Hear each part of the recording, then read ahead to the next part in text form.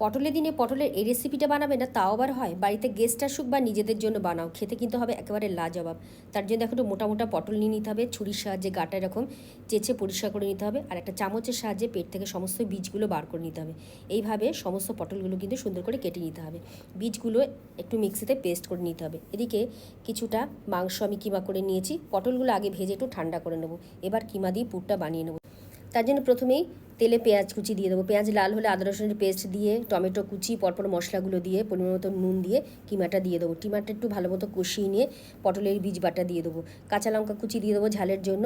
খুব ভালো মতো হয়ে গেলে নামানোর একটু গরম মশলা দিয়ে নাবিয়ে ঠান্ডা করে এভাবে পটলের মধ্যে খুব ভালো মতো পুরটা ভরে নেবো। একটু আটা দিয়ে মুখটা এভাবে সিল করে দেবো, তাতে দেখবে পুর কিন্তু বেরিয়ে যাবে না। পটল রেডি করে এবার তেলের মধ্যে সাদা জিরে এলাচ দারচিনি ফোড়ন দিয়ে পেঁয়াজ কুচি দিয়ে দেবো, পেঁয়াজটা লাল হলে আদা রসুনের পেস্ট দিয়ে পরপর মশলাগুলো দিয়ে টমেটো কাঁচা লঙ্কা পেস্ট দিয়ে খুব ভালো মতো কষিয়ে নেবো। সামনে একটু জল দিয়ে দেবো যাতে মশলাটা পুড়ে না যায়। 2-4 দানা চিনি দিয়ে খুব ভালো মতো কষানো হয়ে গেলে ঝোলের জন্য দিয়ে দেবো পরিমাণ মতো জল।